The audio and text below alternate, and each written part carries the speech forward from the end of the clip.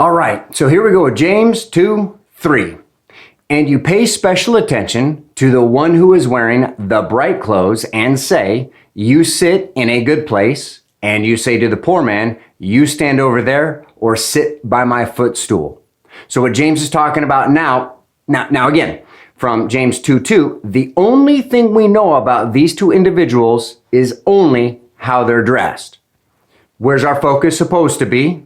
Probably more on the character of the individual. So Proverbs 14:31 does warn about oppressing the poor because you insult the Creator when you do that. So we'll get a little bit more into that with James 2:4, but for now we're just going to be talking about how this might show up in everyday life. So again, we got the two kids we're thinking about from high school, one who always has all the brands that are popular at the time, and the other one that is dressed raggedy. So we're supposed to think, okay, so if you have a mental image of these people, how did the one dressed to the nines, how did he treat people? What was his characteristics? How did he act? And then compare that with the poor kid. So this is the image that James is putting into our brains and saying, and now you're treating one based solely on how he dresses different than the other one there. So some people might get this a little bit, a confusing part of scripture might be Matthew 22:11, where Jesus tells a parable. Now again, a parable is a fictional story with a moral.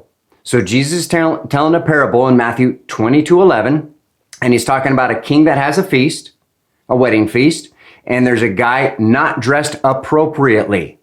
So the king has him kicked out.